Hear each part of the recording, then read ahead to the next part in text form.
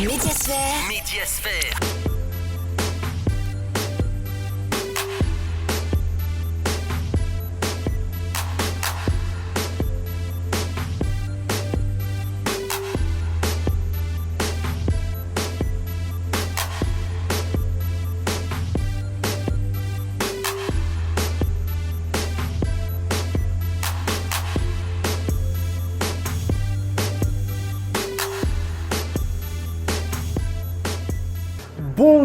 Bonsoir à tous, chers téléspectateurs. C'est tout un plaisir de vous retrouver encore en ce jeudi. Et c'est comme ça, toutes les semaines, nous vous retrouvons dès qu'il est 20h passé de 30 minutes. Ensemble, nous faisons le tour de toute la sphère médiatique. Ici, nous parlons de l'actualité dans tous les sens, le tour des médias, des infos poignantes avec des rubriques intéressantes et importantes qui forcément vont vous faire du bien. Allez, installez-vous confortablement parce que là, nous commençons. Médiasphère. Au compte donc de ce numéro ce jeudi, comme à l'accoutumée, nous allons partir avec la première rubrique. Justement, on vous propose un reportage. Dans ce numéro, nous parlerons de l'éducation. Eh bien, nous partons à City FM pour découvrir l'émission École d'abord, un espace consacré à l'éducation nationale animé par le journaliste Mamadou Djongashi Ba. Il a initié, il faut le dire, un concours radiophonique qui a mis aux prises 30 établissements scolaires de la capitale de Conakry. Le prix de cette compète porte le nom du célèbre écrivain que nous connaissons tous, Thierno Monenembo. Mamoudou Boulere Diallo et Yacouba Traoré sont allés à leur rencontre pour vous dans Médiasphère. Médiasphère. Nous sommes samedi 20 février 2000. C'est ici que tout se déroule, le studio central de City FM. Dans cette émission L'école d'abord, l'animateur reçoit chaque samedi des acteurs de l'éducation pour débattre. Il a décidé d'organiser un concours radiophonique pour encourager les élèves à épouser la lecture. Au terme des débats, 2 filles ont raflé les 2 premières places, l'une pour le collège et l'autre pour le lycée. Chacune rappelle ses atouts.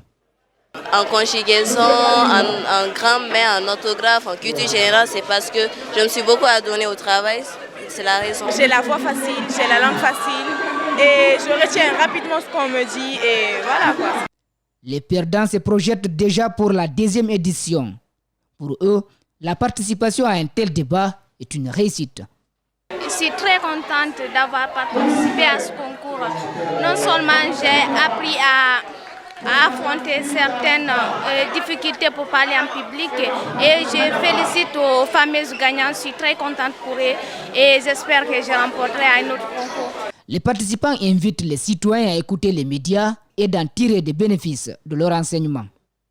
Avant, je suivais les médias, bien sûr, sur ce espace aussi, avec ma grand-mère. Et grâce à ces compétitions, je compte aussi suivre de plus en plus les médias. Développer ses talents à travers les radios, de passer des informations, de faire des campagnes de sensibilisation et tout ça. L'organisateur est satisfait de cette première édition et il invite l'intelligentsia à s'intéresser à l'éducation des enfants. Quand on prend l'éducation, c'est le baromètre de tout développement. Et qui parle d'éducation parle forcément de l'école. Donc il faut tout faire pour promouvoir le système éducatif guinéen. Donc c'est dans cette logique que je me suis engagé dans ce projet à travers mon émission, bien sûr, qu'on appelle l'école d'abord. D'ailleurs, même le nom de l'émission en dit long, l'école d'abord. Le célèbre écrivain Thierno Monenembo, qui porte le nom de cette première édition, dit avoir passé une belle journée avec les élèves qui le lisent à travers ses romans. C'est la jeunesse guinéenne qui me lie le plus à ce pays, puisque c'est une jeunesse intelligente, dynamique, et à laquelle je place un énorme espoir. C'est très bien dans quelle situation se trouve le pays. Moi, je suis convaincu que c'est cette jeunesse-là qui va sortir le pays du guêpier. Et donc, c'est très intéressant de parler avec eux, puisque l'échange est toujours fertile. Et je sors toujours de ce genre de rencontres enrichies et surtout régénérées. Le ministère de l'Éducation nationale et de l'alphabétisation se sent soutenu dans ses prérogatives. Le porte-parole du département est fier de cette initiative de City FM. Oui, c'est vrai que voir la presse, notamment des journalistes, s'intéresser à l'éducation au point de faire une mission qui amène les jeunes élèves à des niveaux différents, de s'affronter du point de vue culture générale, du point de vue formation en langue. Je pense que c'est rare chez nous. Et par conséquent, il faut féliciter ces journalistes qui ont pris cette initiative. Je crois qu'ils ont compris que le journalisme et peut-être être guinéen ne suffit pas seulement de rester dans son cadre précis.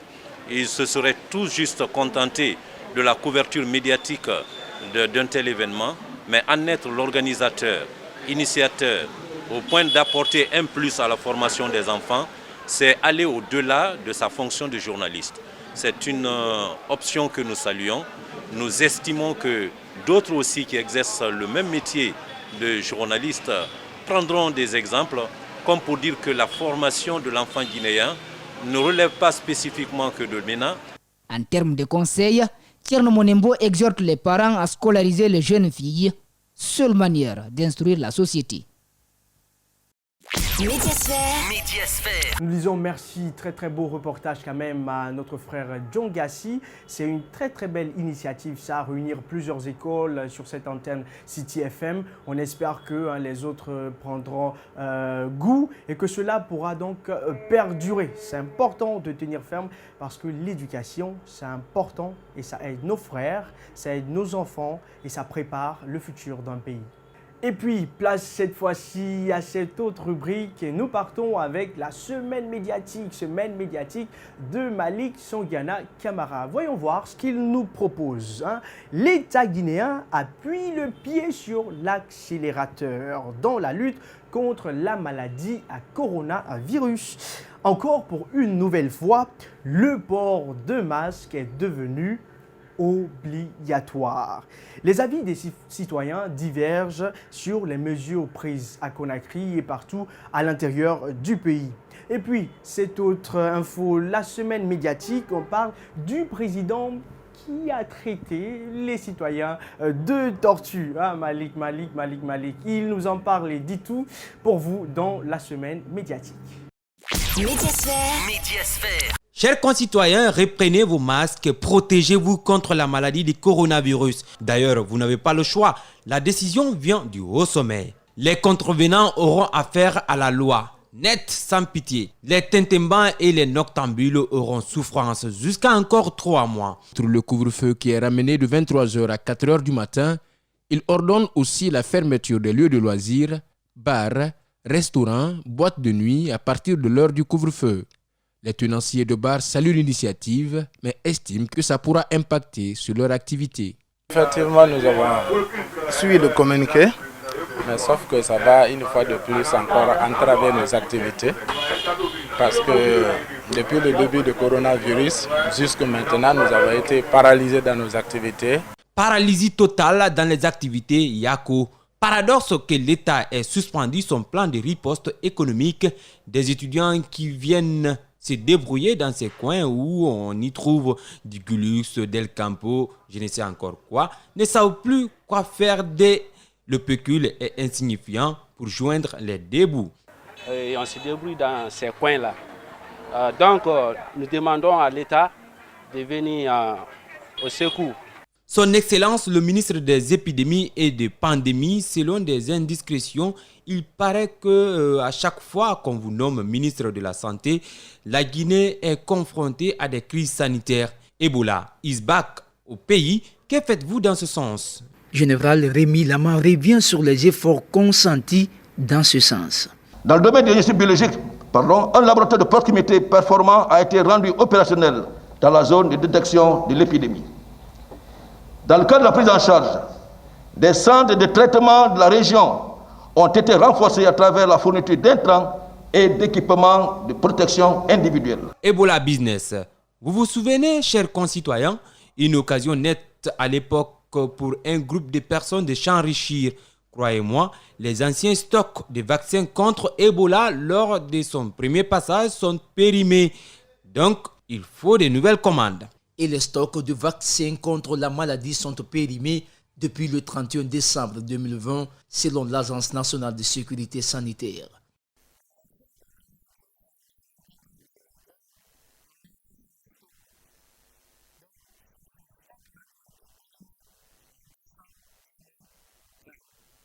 Et Sakoba, Inala.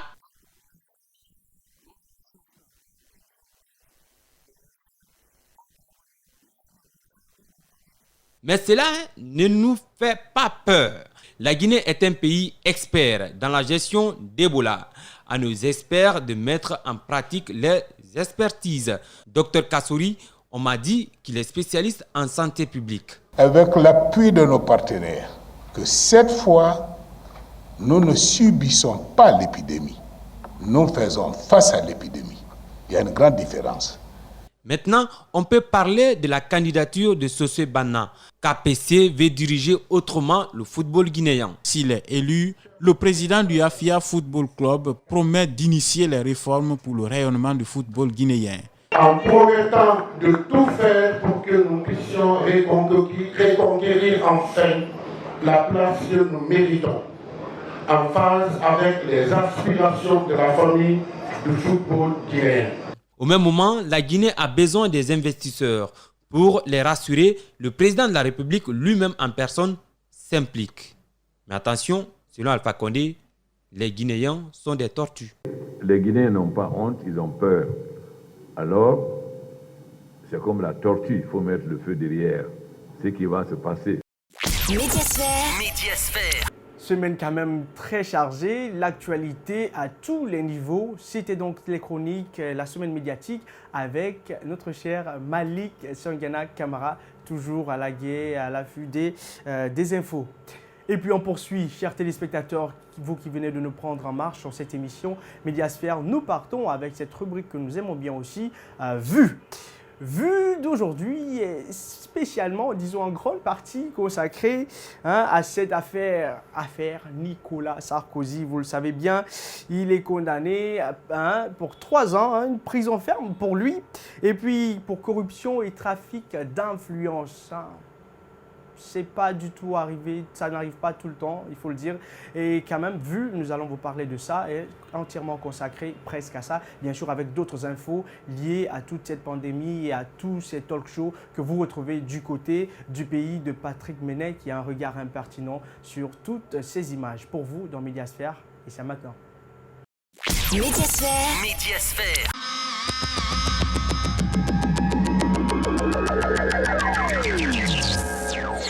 Nicolas Sarkozy, condamné à 3 ans de prison, dont 1 ferme pour corruption et trafic d'influence dans l'affaire dite des écoutes. C'est une première pour un ancien président, un séisme dans le monde politique. Ces 2 co-prévenus écopent de la même peine. Tous vont faire appel de leur condamnation. Quel acharnement insensé, mon amour. Le combat continue. La vérité fera jour. Injustice. Oui, martèle la présidente. Il a bien tenté de corrompre un haut magistrat avec la complicité de son avocat. Il était question d'un poste à Monaco en échange d'informations confidentielles sur un dossier le concernant. Je vais porter plainte aussi pour vol de tous mes bijoux que tu m'as pris dans ma valise.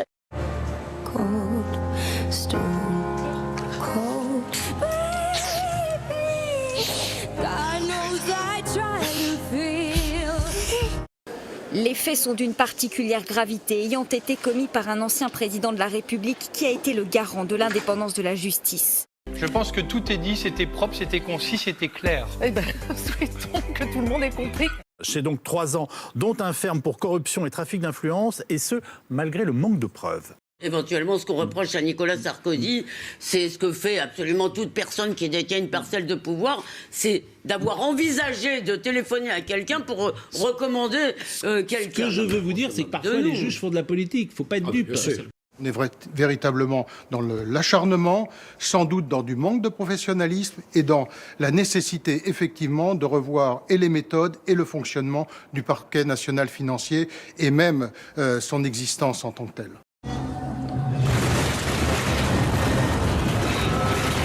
Ce procès est totalement scandaleux. C'est la réalité des choses. Le dossier du poids est très bien. La revanche des petits juges est inacceptable aujourd'hui. Ce que je sais, c'est que dans le dossier d'accusation, il n'y avait rien de quoi le condamner. Enfin, moi, ce que j'en dis, vous savez, enfin bon, j'ai pas envie de rentrer là-dedans, mais enfin quand même. On a le sentiment qu'on est rentré dans une république des juges, et que les juges veulent se faire Nicolas Sarkozy, qu'ils veulent se faire un certain nombre de politiques avec lesquelles ils ont des désaccords. Si la justice décide qu'il est coupable, le gros enjeu, c'est l'égalité devant la loi. C'est que la peine soit la même qu'elle serait pour tout autre citoyen, et qu'on puisse dire à tous les Français qu'il n'y a pas de super citoyen, qu'il n'y a pas de privilèges, et que ce qui est écrit sur le fronton des mairies, liberté, égalité, fraternité, est une réalité. C'est un enjeu démocratique en fait. Est-ce que c'est toujours un homme honnête, comme vous le disiez en décembre, que vous croyez honnête? Moi, monsieur, je ne commande pas les décisions de justice et je peux vous redire tout le respect et toute l'affection que j'ai pour le président Sarkozy. Le compliment motive ou plutôt active le centre de récompense de notre cerveau. Grâce à l'ocytocine, comprenez l'hormone du bonheur. Je n'oublie pas tout ce qu'il a apporté à notre pays. De vieux tweets de l'ex-président sont ressortis. Je souhaite qu'il n'y ait pas de mesure d'aménagement de peine pour les peines supérieures à 6 mois. Il faut que les peines soient exécutées. La non-exécution des peines, c'est l'impunité. Je vous rappelle également que dans 2 semaines exactement, Nicolas Sarkozy sera à nouveau devant un tribunal correctionnel, cette fois pour l'affaire Big Malion, où il est condamné de financement illégal de sa campagne présidentielle. Oui, il est soupçonné pour l'instant, évidemment. Avec votre aide, on reprendra la Chambre des représentants, on gagnera le Sénat et un président républicain fera un retour triomphal à la Maison-Blanche. Et je me demande bien qui cela pourrait être.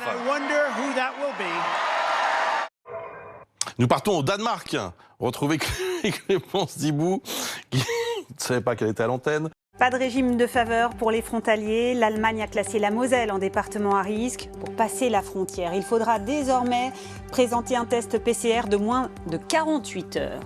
Malgré l'épidémie, le gouvernement compte bien aller au bout de sa réforme de l'assurance chômage. Une dernière réunion de concertation aura lieu demain entre la ministre du Travail, Elisabeth Borne, et les partenaires sociaux. Les syndicats s'opposent à cette réforme qui durcit les conditions d'accès au chômage et réduit les droits de 40% des demandeurs d'emploi. Quand je l'accompagne dans le fameux couloir de la mort, comme on dit, juste avant le piège, si je vois qu'elle est brave, qu'elle me sent un petit peu, voilà, ça me coûte quoi d'y faire une petite caresse. Bon, je fais pas un bisou non plus, mais c'est ma seule façon, de toute façon, de lui montrer mon respect.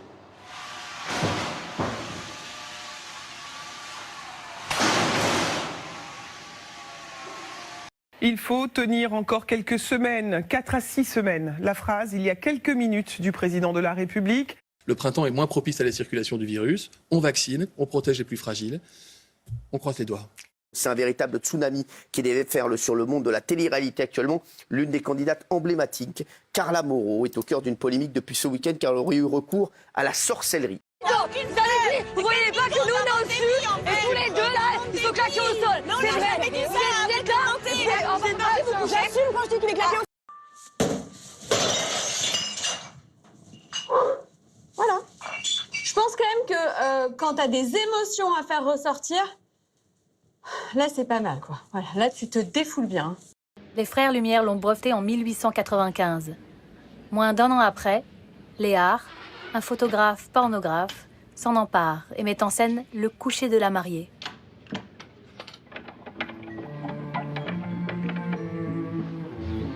C'est le premier striptease de l'histoire du cinéma. Le premier film érotique, fait à Paris, bien sûr. Léard est condamné pour outrage aux bonnes mœurs, mais qu'importe, le genre fait des émules.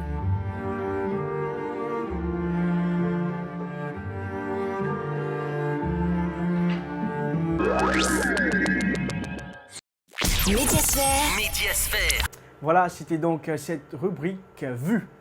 Nous partons pour cette fois avec la une de la toile. On s'intéresse justement à ce que nous disent les sites, mais aussi ce que vous nous écrivez. Vous écrivez votre avis sur les différents réseaux sociaux. On se donne la peine de lire ça ici en direct dans votre émission Médiasphère au compte de la rubrique La Une de la Toile. Là, on va partir avec un site et là on parle cette année, on célèbre autrement la fête des femmes en Guinée. C'est officiel, cela a été dit.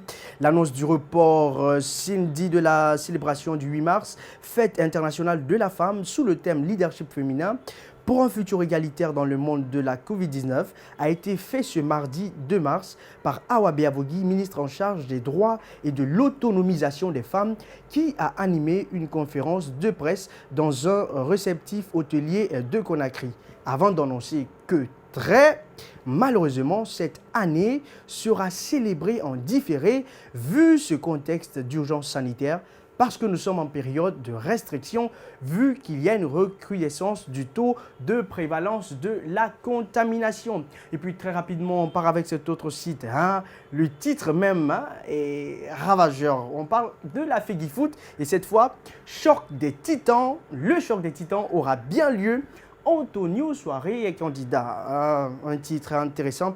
Conakry, le prochain congrès électif de la Fédération guinéenne de football prévu le 30 avril s'annonce ouverte. La bataille promet d'être âpre. Et pour cause, elle devra opposer les deux plus grands magnats du football guinéen, Kerfala Camara, KPC, et Mamadou Antonio Soiré. Le premier veut évincer le second de son fauteuil. Le président du AFIA FC, triple champion d'Afrique, qui a annoncé officiellement sa candidature ce lundi 1er mars, a lancé les hostilités en tirant à boulet rouge sur la gestion calamiteuse de son désormais rival. Il a dénoncé une gouvernance autoritaire et surtout opaque de la FEGIFOOT par le patron du Oroya, avant de dévoiler son programme pour le football guinéen. Voilà, c'est ce que vous pourrez retrouver ces sites. Et puis on a fait un petit clin d'œil, on est parti sur Facebook et on a trouvé un commentaire assez intéressant puisque c'est le mois de la femme. Voilà, nous sommes tombés sur un petit extrait, on parle du mois de la femme mais aussi de l'actualité avec le président, vous savez, son discours.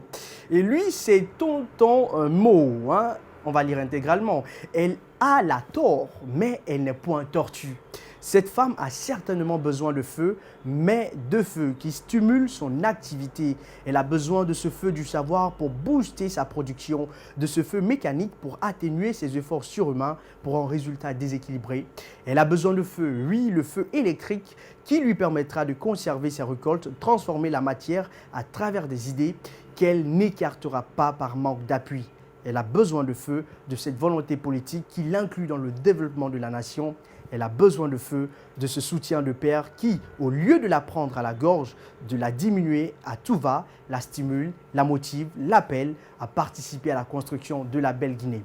Car finalement, la Guinée, c'est elle, forte et résiliente, malgré tout. Monsieur, hashtag 224 optimiste, la Guinée en tête. Voilà, c'était donc tout pour la une de la toile. La semaine prochaine, justement, on fera le tour de toute la toile et partagerons ici avec vous toutes ces actualités. Et puis, on tombe donc dans le dernier virage de cette émission Médiasphère. Cette fois-ci, on va partir avec On Zappe, tout le contenu que vous n'avez pas pu suivre en semaine. On a fait un petit condensé, on vous ramasse quelques images. Et comme ça vous permet d'être au bain de l'actualité. Allez, on part avec On Zappe et puis on revient pour clôturer en beauté. Médiasphère. Pas de détenus politiques en Guinée, il le dit le président de la République. C'est une campagne d'intox alimentée par RFI et France 24. Nous, on n'a jamais eu de président en prison. Les gens qui sont en prison ne sont pas des hommes politiques, malgré la campagne. Parce que vous savez, les journalistes français, ils ne respectent pas les chefs d'État africains. C'est pourquoi RFI et France 24 racontent ce qu'ils veulent. La loi devrait être là pour tout le monde. J'ai pas fini, Antoine. J'ai pas fini, tu as eu ton temps d'antenne. Je crois que ce matin, c'est important que les propos de Dieu soient d'abord condamnés. Mais c'est ce qu'il a fait. Qu'est-ce que j'ai fait? On le condamne tous d'abord. Qu'est-ce que j'ai fait? Si tu as écouté, si tu as bien écouté ce que j'ai dit, j'ai dit. Mais je voudrais que j'ai commencé par ça. Soit non seulement condamné à la hauteur de l'acte commis, mais derrière. Dans ce cas, je te laisse prendre mon temps d'antenne quand tu auras fini. C'est les grandes gueules, madame. Oui, mais j'ai l'impression que tu ne m'écoutes pas. Tu m'as écouté? Est-ce que tu m'as écouté? Je ne suis pas fâché. Tu sais que je ne m'énerve jamais. À vous entendre, on a l'impression que vous n'aimez pas ce que je dis. Alpha Kabine Sidi, mais est-ce que vous avez bien compris ce français du président Alpha Condé quand il dit aujourd'hui qu'il n'y a pas de détenus politiques pendant qu'on a Chérif Ba, Etienne Soropogui, Ousmane Gawal Diallo et tant d'autres en prison? Sans emploi, détruits, étrangers à cette nation Guinée après 11 ans de cycle universitaire. Jusqu'à Moscou. J'ai cherché une terre fertile, je n'ai jamais trouvé. Ça, c'est la Guinée. Je suis en train de perdre ma Guinée. Donc je m'efforce pour plus vieillir sans souci. Quel qu'en soit le cas, je mangerai de la viande. Qu'on ne me ségrègue pas. Je vous remercie. Rassurez-vous, si je viens à la tête de la Fédération guinéenne de football, la carence d'aucun de mes collaborateurs ne m'amènera à ne pas réussir, à ne pas exécuter correctement l'ensemble des points inscrits dans mon programme.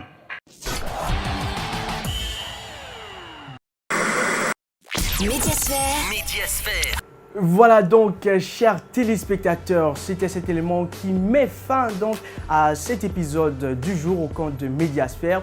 Ce fut un grand plaisir pour nous d'être avec vous et on se donne rendez-vous le jeudi prochain dès qu'il est 20h passé de 30 minutes. Merci à toute l'équipe, à Djibril Kabak, à Yacouba Traoré sous la réalisation de Alpha Amadou Djoulde Diallo. Prenez soin de vous et à la semaine prochaine. Médiasphère.